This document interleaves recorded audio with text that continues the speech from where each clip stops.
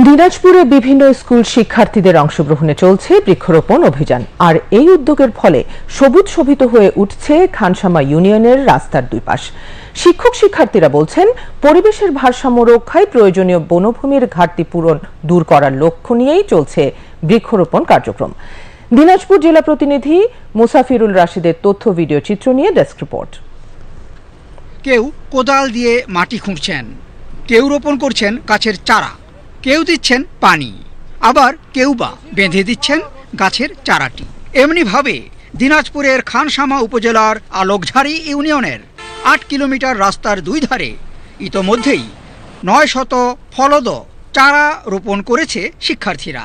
দেশের জন্য কিছু করতে পেরে খুবই আনন্দিত লাগতেছে। গাছ লাগানোর ফলে আমাদের পরিবেশে তাপমাত্রা থেকে বাঁচবো। গাছ আমাদের অক্সিজেন দেয়, গাছ ছাড়া আমরা বাঁচতে পারি না, এজন্য আমাদের বৃক্ষরোপণ করা আমাদের কর্তব্য।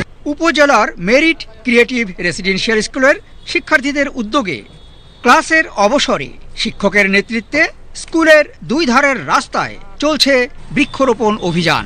তাই তো সবুজে সেজেছে উপজেলার জিয়া সেতুর পূর্ব পাশ থেকে জয়গঞ্জ বাজার পর্যন্ত সড়কের দুই ধার। শুধু যে গাছ লাগা চলে গেছে সেটা না, আমরা এখানে নিয়মিত পরিচর্যাও করি। আর এই কাজটি করার পর আমি এবং আমার বিদ্যালয় অনেক গর্ববোধ করতেছি। স্কুল কর্তৃপক্ষের ভাষ্য, লেখাপড়ার পাশাপাশি শিক্ষার্থীরা যাতে দেশের জন্য, পরিবেশের জন্য কাজ করবার মানসিকতা নিয়ে গড়ে ওঠে, সেই লক্ষ্যেই এই বৃক্ষরোপণ কার্যক্রম।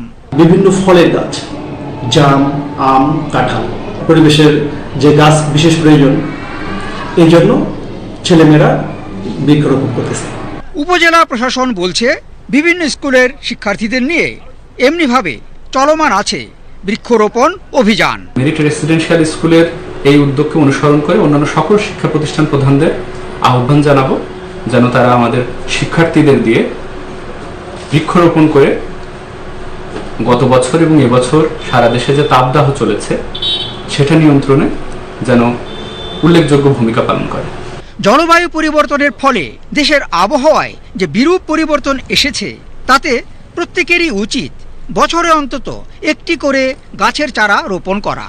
সবুজায়নের এমন উদ্যোগ নতুন প্রজন্মকে অনুপ্রাণিত করবে, প্রত্যাশা সংশ্লিষ্টদের।